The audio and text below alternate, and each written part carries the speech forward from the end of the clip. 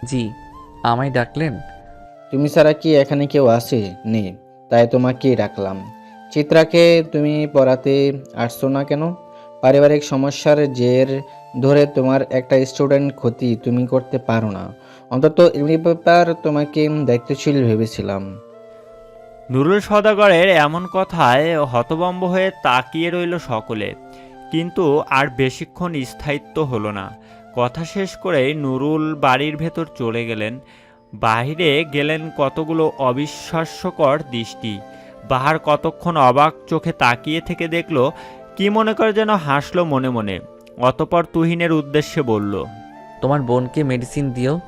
মতিভ্রমের বসে না আবার জ্বর বাঁধিয়ে বসে থাকে। তার তো কোনো খবর থাকে না। তার জন্য কত মানুষের পৃথিবী থমকে থাকে। শেষের বাক্যটা ধীরেই বলল যেন। তুহিন হয়তো ঠিক বুঝতেও পারল না, তবে প্রেমিকের মন জানে তার সকল সুখ অষ্টাদশীতে আবদ্ধ যে। বিরাট সমস্যায় রাতটি গাঢ় হয়ে এসেছে। রাত বেড়েছে নিজস্ব গতিতে, সাথে বেড়েছে মুষলধারা বৃষ্টির পরিমাণ। চিত্রার শীতে শরীর কাঁপছে। হুট করে সে অনুভব করলো গল গল করে তার নাক দিয়ে কিছু পড়ছে। সে নাক চেপে ধরলো। তরল পদার্থটার দিকে তাকাতেই ল্যাম্পপোস্টের ঘোলাটে আলোয় চিকচিক করে উঠল তার হাতের লাল টকটকে রক্তগুলো। কাক ডাকছে কর্কশ কণ্ঠে, তবে বোধ হয় সেই কর্কশ কণ্ঠ তেতো না, কেমন এক বিরহী সুর তার। আজকে অবশ্য আকাশের মন ভালো, চারপাশে শুভ্র শুভ্র মেঘগুচ্ছ ভেসে বেড়াচ্ছে। দিনটি বুধবারের পানোচ্ছল দিন। সূর্য তার গন্তব্যে ফিরে যাওয়া আরম্ভ করছে সবে। তবুও আজ সন্ধ্যার আকাশ উজ্জ্বল। চিত্রা দাঁড়িয়ে আছে তার বিরাট বারান্দায়। অদ্ভুতভাবে কেবল সে না, আজ যেন সবারই কেমন ছুটি। ওহিও আজ বইয়ে ডুবে না থেকে জানালার কোল ঘেঁষে দৃষ্টি দিয়ে রেখেছে দূর আকাশে। এমন অনিয়ম সচরাচর চোখে পড়ে না। ওহি বইয়ের মাঝে না তাকিয়ে মুগ্ধ চোখে আকাশ দেখছে, এক বিস্ময়কর ব্যাপার।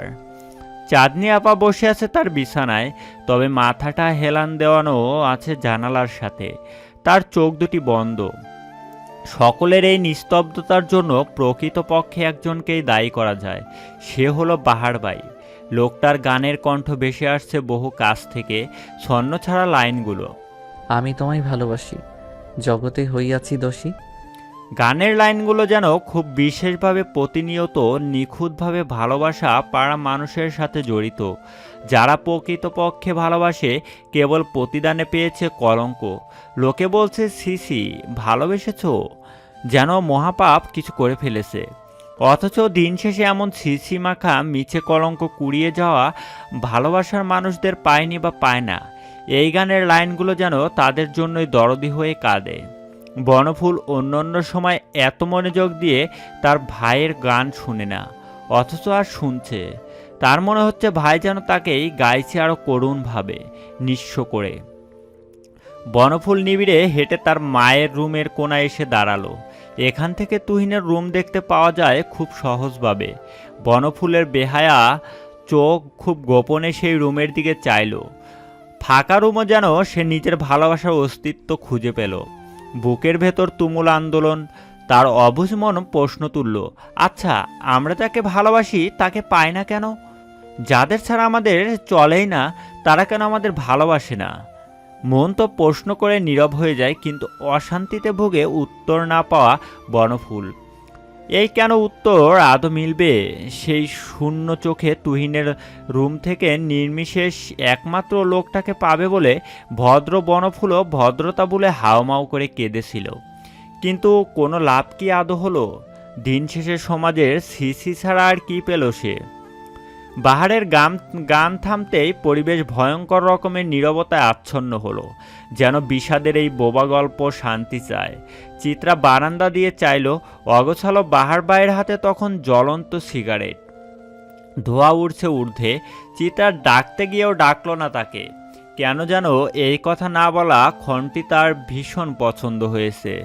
যেমন পছন্দ হয়েছিল সেই বছর কয়েক আগে কিশোরী চোখে দেখা প্রথম কোনো ছন্নছাড়া পুরুষকে। এই মোহগ্রস্ত নীরব সন্ধ্যার নিস্তব্ধতা কাটিয়ে চাঁদনির ফোনে বেজে উঠল। ঘোর কাটল চাঁদনির, চোখ মেলল সে। ফোনের স্ক্রিনে জল জল করতে থাকা অপরিচিত নাম্বারটির দিকে তাকালো। ফোনটা বাজতে বাজতে প্রায় থামার পূর্ব মুহূর্তে চাঁদনি ফোনটা রিসিভ করলো। রিসিভ করে কানে ধরতে অপর পক্ষ থেকে একটি গম্ভীর পুরুষালী কণ্ঠ ভেসে এলো। চাঁদ বলছো? চাঁদনি থমকালো, মনে মনে কিছুটা হোঁচট খেলো বোধ হয়, কিন্তু খুব দ্রুতই আবার নিজেকে সংযত করে নিল। আধো কণ্ঠে বলল। শাহাদাত, তুমি? শাহাদত হাসলো, বলল। এখনো কণ্ঠ চেনো, তবে বলনি। ভুলে যাওয়ার কথা তো আমি কখনো উচ্চারণ করিনি, তাই চিনি। সেটা তো তুমি করেছিলে, তাই তুমি ভুলে গিয়েছো কারণে অকারণে।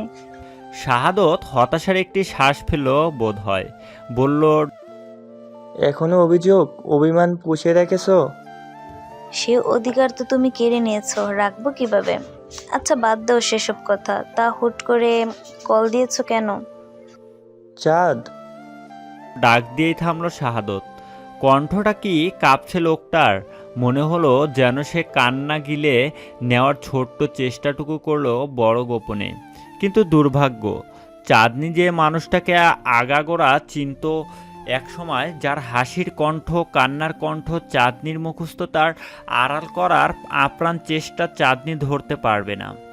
চাঁদনি সময় দিল মানুষটাকে। শাহাদত সামলে নিল নিজেকে, কম্পনরত কণ্ঠে বলল। চাঁদ, আমি জানি তুমি কখনো আমাকে অভিশাপ দাওনি, কিন্তু তবুও তোমার মন ভাঙার মতো পাপের শাস্তি বিধা আমাকে দিয়ে দিয়েছেন। তোমাকে যতটা আমি আঘাত করেছি তার শাস্তি যে ভোগ করতেই হবে।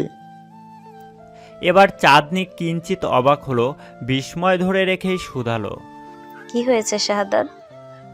আমার স্ত্রী 3 মাসের প্রেগনেন্ট ছিল, সিঁড়ি থেকে পড়ে গিয়ে মিসক্যারেজ হয়ে গিয়েছে তার, এমনকি বাচ্চা জন্ম দেওয়ার ক্ষমতাও।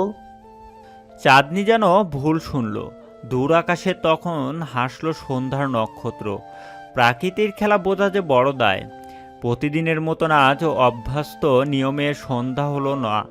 গত কয়েক মাসের গতানুগতিক নিয়ম পাল্টে যেন এই অপরান্ত এক বুক হাসি নিয়ে এলো। মন খারাপ উড়িয়ে নিয়ে যাবার এই সন্ধ্যা। চিত্রা তখন নিশ্চুপ চোখে আকাশ দেখতে ব্যস্ত। ঠিক তখনই রাস্তা থেকে সরু কণ্ঠে ডাক এলো। চিতাবাঘ, নিচে আয়, এলাকার মোড়ে ঝালমুড়ি মামা এসেছে, বোম্বাই মরিচ আছে, দ্রুত আয়। চিত্রার গভীর ধ্যানে ভাটা পড়ল। সে যেন নিজের কানকে বিশ্বাস করতে পারল না। বনফুল তাকে স্বেচ্ছায় ডাকছে। বনফুল চিত্রা নিচু করে পথের দিকে চাইল।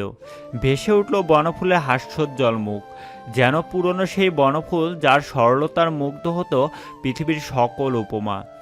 যেন সকল গত কয়েক মাসের ঘটনাগুলো মুহূর্তে চাপা পড়ে গেল বনফুলের নিখুঁত হাসির নিচে। চিত্রাকে ফ্যালফ্যাল করে তাকিয়ে থাকতে দেখে বনফুল আবার ডাকলো। আসবি না আমি চলে যাব। চিত্রার এক মুহূর্ত অপেক্ষা করলো না। কোনো মতে না মাথা নাড়িয়ে হ্যাঁ সূচক উত্তর দিয়ে ছুটে বেরিয়ে গেল ঘরের বাহিরে। পেছন থেকে বার করে ডাকলেন মুনিয়া বেগম, কিন্তু মেয়েটার যেন উত্তর দেওয়ার সময় নেই। কেবল হতদন্ত হয়ে বলল। মা, বনফুল ডাকছে আমায়, হাত বাড়িয়ে ডাকছে আমার বন্ধুত্ব। আমায় তুমি পিছু ডেকো না মা, আর যে পিছু ডাক শোনার সময় নেই। মুনিয়া বেগম প্রথমে থমকাতে গেলেও বনফুলের নাম শুনে থেমে গেল। আর কেউ না জানলেও মায়ের মন তো জানে। মেয়েটা বড় বন্ধুভক্ত। এই কয়েক মাস তো দেখছে সে মেয়েটা কেমন গুমড়ে গুমড়ে মরতো। আজ যেহেতু বাঁচতে চাচ্ছে, তাহলে বাঁচুক না, ক্ষতি কি? পিছনে থেকে মায়ের ডাক শুনতে না পেরে মনে মনে হাসল চিত্রা। তার যে কি ভীষণ আনন্দ হচ্ছে। আজকাল যেন পৃথিবীতে স্বর্গ নেমে এসেছে। চারপাশে কেমন আনন্দ আর আনন্দ, কিন্তু ভয় হলো এই আনন্দ কতদিন টিকবে। চিত্রা নিচে নেমে আবারও অবাক হলো। কেবল বনফুল না, বাহার ভাইও দাঁড়িয়ে আছে তার সাথে, যদিও লোকটার চেহারায় তেমন ভাব বেগ নেই। চিত্রাকে দেখেই বনফুল হেসে এগিয়ে এলো, আবেশে জড়িয়ে ধরল চিত্রার বাহু, উৎফুল্ল বদনে বলল। তাড়াতাড়ি চল, ভাইয়া ঝালমুড়ি মামাকে ডেকে এনে দাঁড় করিয়েছে, আয়। চিত্রা আবার চোখে বাহার ভাইয়ের দিকে তাকাতেই মানুষটার অগোছালো হাসি চোখে পড়ল। চোখে ইশারা করে যেন লোকটা বলল, আমি আছি। চিত্রার অন্তরাত্মা যেন শীতল হয়ে এলো। একজন আমি আছি বলা লোকের অভাবে কত মানুষ মারা যায় আফসোস নিয়ে, অথচ চিত্রার আর সে আফসোস রইল না। ঠিক সেই মুহূর্তে চিত্রার সকল আনন্দকে ভয়ে পরিণত করে আমতে দেখা গেল তুহিন ভাইজানকে, সাথে তার প্রেমিকা নীরু। চিত্রা ভীত চোখে বনফুলের হাতটার দিকে তাকালো, যে হাতটা জড়িয়ে আছে চিত্রার বাহু। চিত্রা অপেক্ষা করলো, এই বুঝি বাঁধন আবারও ঢিলে হলো। বন্ধুত্ব খুব গভীর একটি বন্ধন, চাইলেই হয়তো এই গাঢ় সম্পর্কের হাত ছেড়ে দেওয়া যায় না অবলীলায়। তাই হয়তো বনফুলও ছাড়তে পারেনি। তুহিন যখন নীরুকে নিয়ে এলাকায় প্রবেশ করছিল, তখন চিত্রার অশান্ত মনে তুমুল ঝড়। আবারও বন্ধু বাড়িয়ে দেওয়া হাত কি গুটিয়ে নিবে? প্রশ্নের সমুদ্রে তখন সে ভরাডুবি, অথচ তার একরাশ চিন্তাকে মুক্তি দিয়ে বন্ধুর হাতের মুঠো আরও শক্ত হয়ে জড়িয়ে ধরল তার বাহু। চিত্রা অপ্রস্তুত নয়নে বারবার বনফুলকে দেখছে, আবার নিজের ভাইয়ের দিকেও তাকাচ্ছে। ঠিক তখনও চিত্রা আরও একটি দৃশ্য নিল খুব অসাবধানতায়। এতক্ষণ নীরু মেয়েটির হাত তার ভাইয়ের হাতের মুঠোয় ছিল, কিন্তু মেয়েটি যখন বনফুলকে দেখল, খুব আলগোছে নিজের হাতটি তুহিনের হাতের মুঠো থেকে ছাড়িয়ে নিল। চিত্রা এই দৃশ্যে মুগ্ধ না হয়ে পারল না। যত যাই বলুক, যতই সে নীরুকে দোষারোপ করুক, অপছন্দ করুক, মেয়েটা যে ভীষণ বুদ্ধিমতী তা আর বলার অপেক্ষা রাখে না। ততক্ষণে চিত্রারা এবং তুহিনরা কাছাকাছি এসে দাঁড়িয়েছে। কোথায় যাচ্ছিস চিতাবাঘ? এই তো সামনেই। হুম। তুহিনের প্রশ্নে চিত্রার গম্ভীর উত্তর। এবার তুহিনও সংশয়ে পড়ে গেল, বনফুলকে কিছু বলবে কিনা। অবশেষে সেই সংশয়ের অবকাশ না দিয়েই জিজ্ঞেস করলো সে, ভালো আছো বনফুল? চিত্রা এবার বনফুলের মুখের দিকে চাইল। ভেতর ভেতর একটা মারাত্মক ভয়ে সে থিতিয়ে আসে। যদি বনফুল এখন হইচই শুরু করে দেয়, আবার যদি চিত্রাকে ছেড়ে দেয়, কি হবে তখন? চিত্রার দ্বিধান্বিত চেহারা বুঝে বাহার ভাই খুব আলগোছে বোনের কাঁধে হাত রাখে। ঠিক তার পরের মুহূর্তেই বনফুলকে হাস্যোজ্জ্বল কণ্ঠ। এই তো আলহামদুলিল্লাহ, আপনারা ভালো আছেন? চিত্রা চমকায় বনফুলের এই স্বাভাবিক আচরণে। মেয়েটা তবে কি নিজের সামলে উঠতে পেরেছে? বনফুল চোখের দিকে তাকায় সে। মেয়েটার ঠোঁট হাসছে, তবে চোখ হাসছে না কেন? কেমন মৃত সেই দৃষ্টি তাকিয়ে আছে পথের দিকে। নীরু একটু দূরেই দাঁড়িয়েছিল, কিন্তু বনফুল যে তাকে উদ্দেশ্য করে ভালো আছে কিনা জিজ্ঞেস করছে তার বুঝতে বাকি রইল না। তাই তৎক্ষণাৎ সে গাড় নাড়ল, বলল, ভালো আছি মিষ্টি মেয়ে। তুমি জানো, আসলে তোমাকে ভীষণ সুন্দর লাগে। বনফুল চমকালো বোধ হয় কথাটা শুনে, তবে থামল না হাসি। মুচকি হাসি ঠোঁটে ঝুলিয়ে জবাব দিল, তাই বোধহয় বদনজর লেগেছিল। জানেন, আজকাল হাসতে পারি না আর। বাক্যটি সহজ, সরল, স্বাভাবিক লাগলেও এর ভেতর ছিল চাপা এক অভিমান, অভিযোগ, আর্তনাদ। বদনজোর আবার কি? যদি মনকে একবার শক্ত করতে পারো, তবে বদনজোরও তোমার হাসি কাটতে পারবে না। তুমি কেবল এতটুকু মনে রাখবে, তোমাকে হাসতে হবে, কারণ তোমার হাসি ভীষণ সুন্দর। বনফুলের ভাষায় যে কঠিন তাচ্ছিল্যের তোপ ছিল, তা যেন নীরু ভীষণ অবহেলায় উড়িয়ে দিল। আবেগের বয়স মেয়েটার, সেই আবেগে গাঢ় আছর পেয়েছে। এতটুকু কাঠিন্যতা তো স্বাভাবিকই। নীরু বুঝে সেই কাঠিন্য। বনফুল আর কথা বাড়ায় না, বাহার বলে, তুহিন, তোমরা আমাদের সাথে চলো। না না ভাইয়া, আপনারা যান। কেউ আর কথা বাড়ায় না, কথা বাড়ানোর সাহসও করে না। হিতে যদি বিপরীত হয়ে যায় সেই ভয় সবার ভেতর। যে যার মতন গন্তব্যের দিকে রওনা হয়। তুহিনটা চলে যেতেই যেন চিত্রা হাঁপ ছেড়ে বাঁচে। তার কেবল একটাই ভয়, এই বুঝি বনফুল উত্তেজিত হয়ে যায়, এই বুঝি বনফুল বন্ধুত্বে ভীষণ হিংস্রতা দেখিয়ে ফেলে। চিত্রার এই শব্দহীন চিন্তা বুঝেন বাহারবাই। বনফুলের অন্যমনস্কতার আড়ালে তার অষ্টাদর্শী কি সে ভরসা দেয়। ভয় পেও না রঙ্গনা, তোমার আমি থাকতে চিন্তা কিসের মেয়ে? ভীষণ ভরসায় আপ্লুত হয় চিত্রা। ঠিকই তো, যার আস্ত একটা বাহারবাই আছে তার আর কি লাগে। এই ভরসা বিশ্বাসের কথোপকথন গোপন হয় না বনফুল থেকে। সে সবই শুনে, দেখে, বুঝে, হাসে আর ভাবে, ভাগ্য তার বেলায় এত নিষ্ঠুর কেন? তার বেলায় কেন ভাগ্য ভীষণভাবে মুখ ঘুরিয়ে রাখে?